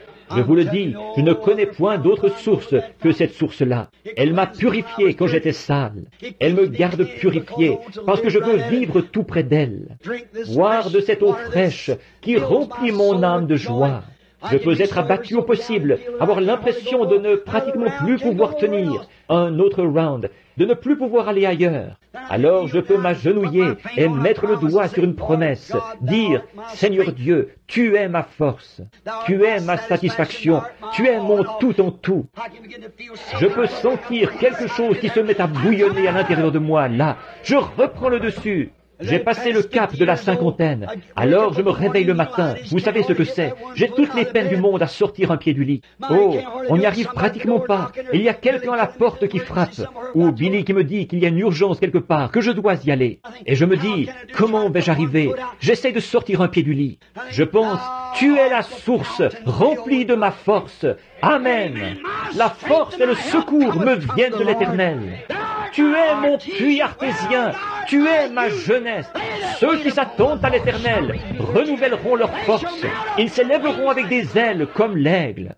Ils courront et ne se fatigueront pas. Ils marcheront et ne se lasseront pas. Seigneur Dieu, il est de mon devoir d'y aller. On m'appelle à être à mon poste. Et tout à coup, quelque chose commence à gargouiller à l'intérieur de moi. L'autre jour, dans un petit bâtiment, je faisais une réunion ici à Topeka, dans le Kansas. Il y avait un jeune homme, un jeune prédicateur, un de mes premiers commanditaires. Frère Roy, assis ici, se rappelle où c'était. Là-bas, dans ce grand endroit, il y avait ce ministre était allé sous le toit ou quelque part. La paroi latérale s'était effondrée. Il s'était retrouvé écrasé là-dessous. Le jeune homme allait mourir. Son foie avait été perforé. Sa rate s'était déplacée sous l'impact. Plusieurs tonnes s'étaient écroulées sur lui. Au petit déjeuner, j'étais assis. Je parlais à ma femme. J'ai dit, ma femme, tu sais, si Jésus était ici, sais-tu ce qu'il ferait? J'ai dit, quand il m'a parrainé, je crois à cette parole, c'est Christ qu'il parrainait. Et j'ai dit, ça, c'est une ruse du diable. J'ai dit, si Jésus était ici, il irait imposer ses mains saintes sur lui. Ce garçon se rétablirait, que son foie soit déchiré, peu importe. Il se rétablirait, parce que Jésus irait là, en sachant exactement qui il est. Il connaissait son appel, les Écritures avaient raison, elles donnaient en lui la confirmation qu'il savait qui il était. Et sans l'ombre d'un doute, il lui imposerait les mains et il dirait, « Mon fils, sois rétabli ». Il repartirait. Et j'ai dit, il n'y aurait pas assez de démons en enfer pour tuer ce garçon à ce moment-là. J'ai dit, il se rétablirait. Mais j'ai dit, tu vois, chérie, lui, c'était Jésus, les mains saintes de Dieu. J'ai dit, moi, je suis un pécheur. Je suis né d'une naissance par le sexe. Mon père et ma mère étaient tous les deux pécheurs. Et moi, je ne suis qu'un moins que rien, un minus. Et j'ai dit, mais sais-tu quoi? Si le Seigneur me donnait une vision et qu'il m'envoyait là-bas, alors là, ce serait autre chose. J'ai dit, j'irais lui imposer les mains, il quitterait ce lit s'il me donnait une vision. Alors, je me suis mis à réfléchir. Après tout, s'il y avait eu la vision, qu'est-ce qu'il y aurait eu? Ça aurait été les mêmes mains sales sur lui? Ah oui, le même homme qui aurait prié pour lui, les mêmes mains sales. Alors, je me suis mis à penser, je suis son représentant. Alors, Dieu ne me voit pas. Le sang de celui qui est juste repose là-haut sur l'autel. C'est ce qui intercède pour moi. Il est celui qui me suffit, il est ma prière, il est ma vie. J'ai dit, la seule chose qui m'amènerait à poser avec foi mes mains sur lui, c'est parce que j'ai la foi dans la vision. Et sans la vision, la même foi ferait la même chose. Alors je peux considérer que moi, je ne suis rien, mais considérer que lui, il est mon tout en tout. Il est ma vie, il est celui qui me mandate. Aucune dénomination ne m'a envoyé, c'est lui qui m'a envoyé. Alléluia, j'y vais en son nom, je vais lui imposer les mains. Je suis allé là-bas imposer les mains à ce garçon, et ce soir-là, il était à la réunion parfaitement rétabli. Amen. Oh oui, il est cette source. Je ne connais point d'autre source, rien d'autre que le sang de Jésus. Je suis un individu méprisable, je suis un vaurien, c'est ce que nous sommes tous, mais devant Dieu, nous sommes parfaits. Soyez donc parfaits, comme votre Père Céleste est parfait. Comment pouvez-vous l'être? Parce que quelqu'un qui est parfait nous représente là-bas. Cette source est là, tous les jours, fraîche. Pas quelque chose qui est stagnant, mais une source fraîche, tous les jours, qui efface tous mes péchés. Il est cette source. Maintenant, pour conclure, je dirai ceci. Toutes les choses qui diffèrent de ceci, ce sont des citernes crevassées, qui finiront par laisser s'écouler ce que vous y mettez. Si vous mettez tous vos espoirs, tout votre temps et tout dans une de ces citernes d'eau stagnante, Jésus a dit que c'était des citernes crevassées. Dieu a dit, elles sont crevassées, elles laisseront s'écouler tout ce que vous y mettrez. Elles ne vous avanceront à rien parce qu'elles couleront. En effet, c'est lui le seul moyen d'arriver à la vérité, à la vie, à la joie éternelle et à la paix éternelle. Il est le seul moyen d'arriver à cela. Oh là là, l'inépuisable source de la vie, c'est Jésus-Christ. Pourquoi? Et qui est-il? La parole, le même. La parole, la vie, la source, le même hier, aujourd'hui et pour toujours. Pour le vrai croyant, c'est là qu'est sa joie suprême, sa vie suprême. Et sa satisfaction suprême se trouve en Christ. Pas besoin de pomper, de tirer, d'adhérer, de vider, juste de croire et de se reposer. Voilà ce qu'il est pour celui qui croit. Comme notre père Abraham, il n'a jamais tiré, il ne s'est jamais fait de bile, il ne s'est jamais tracassé. Il avait la parole. Il s'est appuyé contre le sein d'El Shaddai. Abraham, quand il avait 100 ans, Dieu lui est apparu et lui a dit « Je suis le Tout-Puissant ». Le mot hébreu, c'est El Shaddai, ce qui veut dire « celui qui a des seins ». Et tu es vieux, et tu n'as plus de force, mais appuie-toi simplement contre mon sein. Nourris-toi en puisant ta force dans cette source. Amen. Qu'est-ce qu'il a obtenu en s'y nourrissant? Un corps neuf. Il a eu le bébé de Sarah. Et 50 ans plus tard, il a eu 7 enfants d'une autre femme. Oh, El Shaddai. Shows what he did, the New Testament tells what he'll do. Amen. In the Old Testament, now the air is off, so I'll hurry and quit here now, just a minute. I like to say this before close.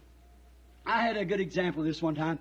I was patrolling, and many people here, down around Georgetown, down there in Milltown, there used to be way back in the hills a fountain. It was an artesian well.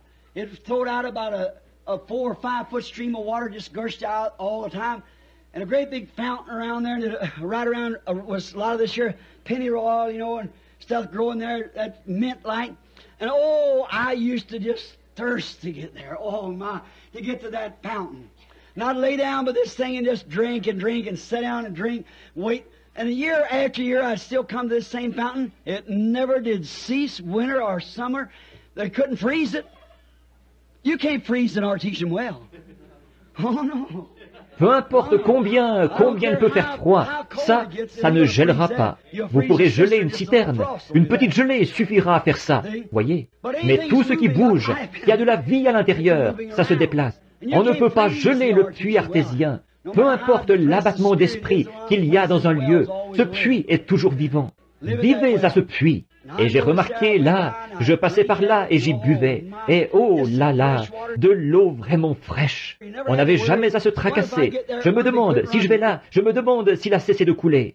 Il coule. Un vieux fermier m'a dit, il a dit, mon grand-père y buvait. Et il a dit, il n'a jamais perdu d'intensité, ni rien. C'est toujours le même puits. Il jaillit et se déverse dans la rivière bleue, là. Je me suis dit, oh là là, quel endroit idéal pour s'abreuver. Je faisais un détour d'environ 1 mille à pied pour venir à cet endroit-là, parce que c'était vraiment l'endroit rêvé où aller boire. Oh, qu'elle était bonne, cette eau-là. Oh là là. Je me retrouve dans le désert, en Arizona, là, et j'y pense encore. Ce puits merveilleux là-bas, si seulement je pouvais m'allonger près de lui. Comme David le disait une fois, oh, si je pouvais une fois encore boire à ce puits, s'il pouvait seulement s'y rendre. Un jour, je me suis assis et il m'est arrivé une drôle de petite chose. J'ai dit, qu'est-ce qui fait que tu es toujours si heureux? Je souhaiterais être heureux comme ça, mais je ne t'ai jamais vu triste depuis que je viens ici. Il n'y a absolument rien de triste en toi. J'ai dit, tu es toujours rempli de joie, tu sautilles et tu bouillonnes, et tu es tout excité. Hiver comme été, froid ou chaud, quoi que ce soit, tu es toujours rempli de joie. Qu'est-ce qui te rend? Qu'est-ce que c'est?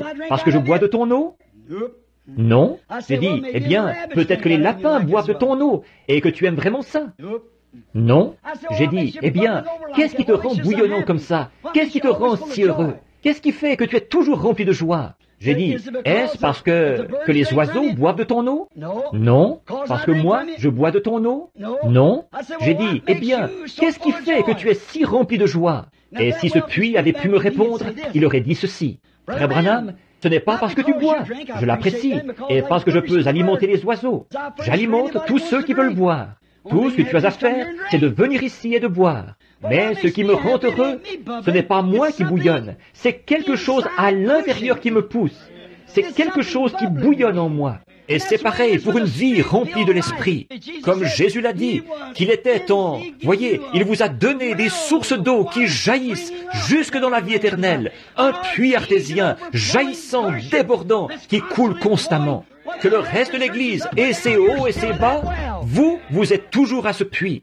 Pourquoi adopteriez-vous un vieux système dénominationnel, une citerne remplie de parasites et de tout le reste, pour boire là ces choses stagnantes, alors que vous êtes invités à venir à une source, à un puits artésien? Je le revois encore pousser et jongler et gargouiller et rire et jubiler et sautiller et gambader. Par temps froid, pluvieux, chaud, sec, quand le reste du pays se desséchait, il bouillonnait comme toujours. Parce qu'il était profond, il avait ses racines tout au fond dans les rochers. C'est de là qu'il émergeait. Oh, que je vive près de ce puits bouillonnant. Prenez tous les systèmes faits de main d'homme que vous voudrez, tous vos vieux puits d'eau stagnante. Mais laissez-moi venir ou citerne d'eau stagnante, mais laissez-moi venir à cette source. Laissez-moi venir là, où il est tout simplement rempli. Il est ma joie, il est ma lumière, il est ma force, il est mon eau, il est ma vie, il est mon guérisseur, il est mon sauveur, il est mon roi. Tout ce dont j'ai besoin se trouve en lui. Pourquoi voudrais-je aller à quoi que ce soit d'autre? Frères, sœurs, ne voulez-vous pas venir à cette source ce soir? Ne voulez-vous pas, si vous n'y êtes jamais venu, ne voulez-vous pas le recevoir ce soir pendant que nous courbons la tête? Des citernes crevassées qui coulent, qui sointent, le monde qui s'y infiltre, la saleté des étables et des autres époques. Pourquoi pas ce puits dans lequel ce genre de choses ne peut pas demeurer, cette grande source remplie du sang des veines d'Emmanuel? Pourquoi ne pas recevoir cela ce soir? Que Dieu nous vienne en aide ce soir, dans une terre aride, desséchée. Comme le prophète l'a dit, il est le rocher dans une terre altérée. Il est cette source. Ne voulez-vous pas venir à lui ce soir, dans votre cœur, pendant que nous prions? Cher Père Céleste, il n'y a pas d'autre source comme la musique qui joue. Je ne connais point d'autre source, rien d'autre que le sang de Jésus. C'est là que je suis né, c'est là que j'ai été élevé. Je veux y vivre et mourir et y ressusciter dans sa présence. Toujours, Seigneur, que je sois dans sa présence, car je n'en connais point d'autre. Aucun credo, aucun amour, aucun autre amour que Christ, aucun autre credo que Christ, aucun autre livre que la Bible. Rien d'autre, aucune autre joie que celle qu'on trouve en lui. On me l'ôterait, ô Dieu, quels que soient les biens que je possède dans ce monde, ce serait encore la mort. J'errerais sans but, les mains sur la tête. On me l'ôterait, je serais un homme fini, Seigneur. Mais qu'il soit en moi, et alors on est bien en décembre comme en mai. Alors il n'y a pas d'endroit chaud, et il n'y a pas d'endroits arides. La mort elle-même n'a pas de victoire. Que nous l'ayons, lui, Père. Donne-le en abondance à tous les croyants ici ce soir, car ils sont restés à attendre dans cette salle. Beaucoup d'entre eux devront prendre la route ce soir pour retourner dans leur foyer, que ceci fasse l'objet de leurs pensées. Je vis à cette source. Je vis là, je bois de l'eau fraîche, heure après heure. Et s'ils n'ont pas encore reçu cela, puissent-ils le recevoir maintenant, pour qu'ils repartent en emportant la source avec eux. Je vous accompagnerai, je serai avec vous jusqu'à la fin du monde. Accorde ces choses, Père. Et maintenant, pendant que nous avons la tête inclinée, y aurait-il quelqu'un ici ce soir, ou combien dirait, Seigneur, emmène-moi à cette source à l'instant même. Si je suis venu, ce n'est pas seulement pour entendre, je suis venu ici pour trouver quelque chose. Je suis venu ici pour te trouver, Seigneur. J'ai besoin de toi ce soir. Viens dans mon cœur à l'instant. Veux-tu le faire, Seigneur? Que Dieu vous bénisse. Que le Seigneur bénisse chacun. Père, tu as vu les mains, même debout et le long des murs, et dans les autres pièces, dehors. Tu les as vus, Père. Je te prie de pourvoir à tous leurs besoins. Peut-être qu'ils ont bu à une vieille citerne, Seigneur. Juste une halte de mi-chemin où un homme a creusé une citerne. Elle s'est contaminée par toutes sortes de doctrines bizarres qui nient la parole. Je prie, Père, que ce soir ils viennent à lui, lui qui est cette source de la vie. Accorde-le, Père, je te les confie maintenant au nom de Jésus. Et tu m'as dit, si tu demandes quoi que ce soit en mon nom, la chose se fera. Or, je ne le demanderai pas, Seigneur, si je ne pensais pas que la chose se ferait. Je le dirai alors seulement comme un rituel routinier. Mais je prie pour eux avec sincérité. Je prie pour eux en croyant que tu accorderas ce que tu as promis. Et maintenant, je les détache de cette citerne ce soir. Je les détache de ce lieu où ils buvaient, où ils ne sont pas satisfaits, pour les emmener à cette source. Je le fais au nom de Jésus-Christ. Ils sont à toi, Seigneur, qu'ils s'abreuvent à toi, l'eau vive, la source d'eau vive. C'est au nom de Jésus que je le demande. Amen. Accorde-le, Seigneur.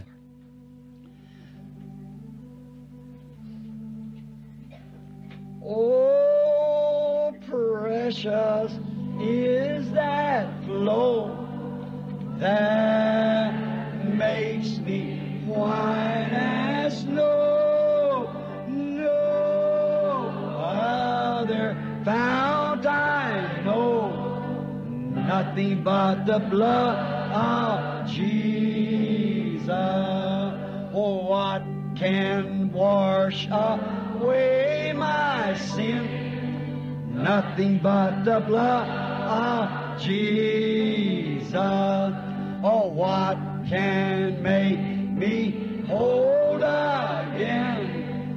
Nothing but the blood of Jesus. Oh Jésus, guéris-les, Seigneur. Accorde-le, Seigneur, par le nom de Jésus.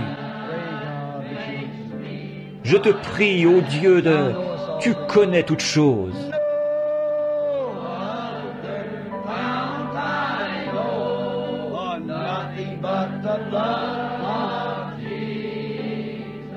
Pensez-y, je ne connais point d'autre source. Je ne connais rien d'autre que lui. Je ne désire connaître rien d'autre que lui. Rien d'autre que le sang de Jésus. Is that flow that makes me white as snow?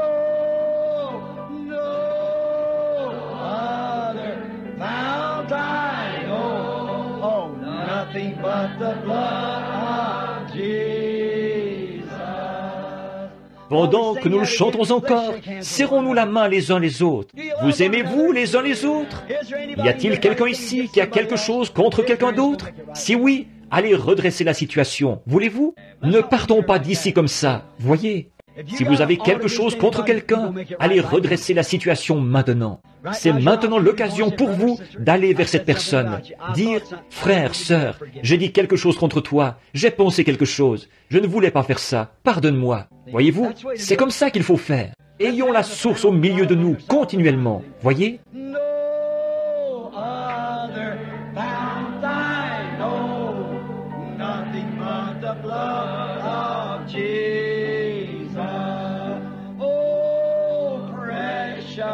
Is a flow that makes me white as snow. Oh, no other fount I know, nothing but the blood of Jesus. Oh, il est merveilleux, n'est-ce pas? Point d'autre source. Nous ne nous contaminerons pas par d'autres choses. Nous nous sommes séparés, nous avons laissé le monde derrière nous. Nous ne voulons plus de l'ail et des citernes crevassées de l'Égypte. Nous sommes en route avec le Seigneur Jésus, ce rocher frappé. Amen. Nous mangeons de la manne qui vient d'en haut et nous buvons. Nous mangeons de la nourriture d'ange et nous buvons au rocher. Amen.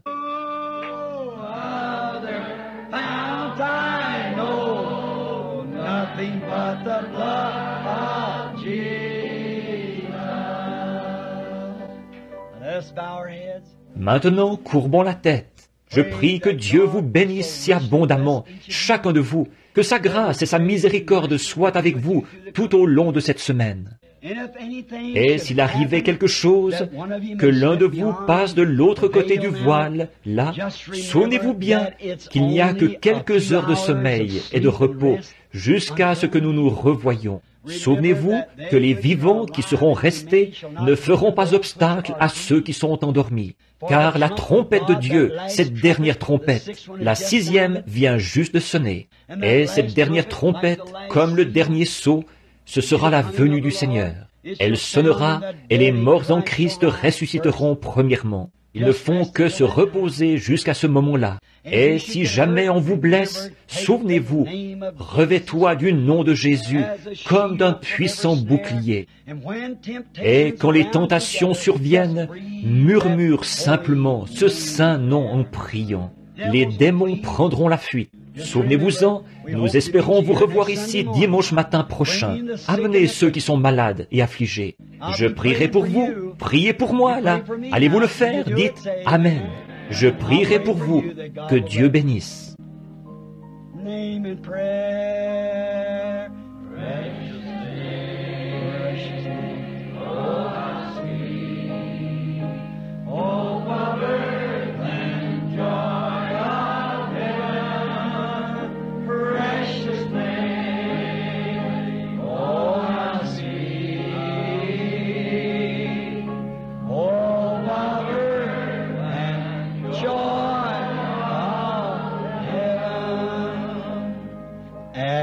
The name of Jesus bowing, falling prostrate at his feet. King of kings in heaven will crown him. Oh, when our journey is complete, precious name, isn't it sweet? N'est-il pas doux et précieux?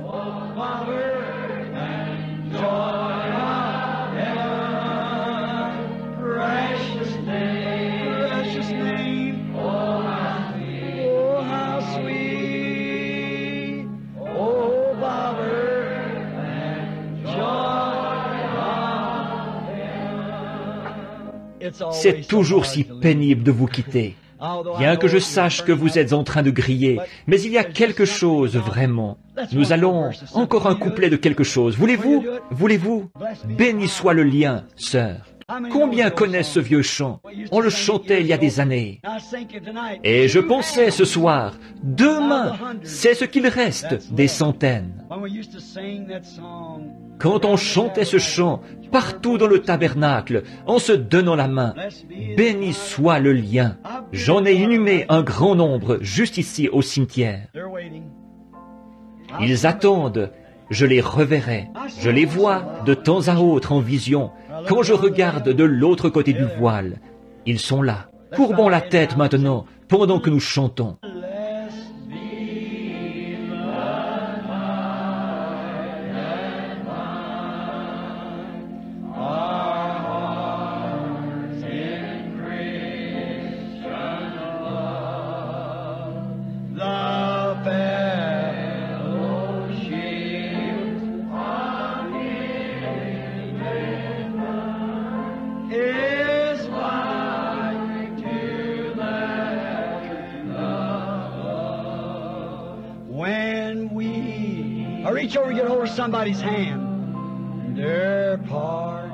Maintenant, courbez la tête.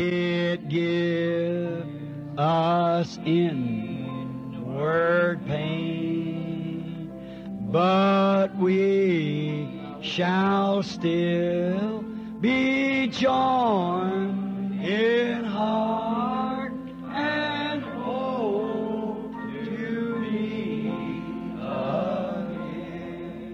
Avec nos têtes inclinées, je remets la réunion au pasteur maintenant, et qu'il termine par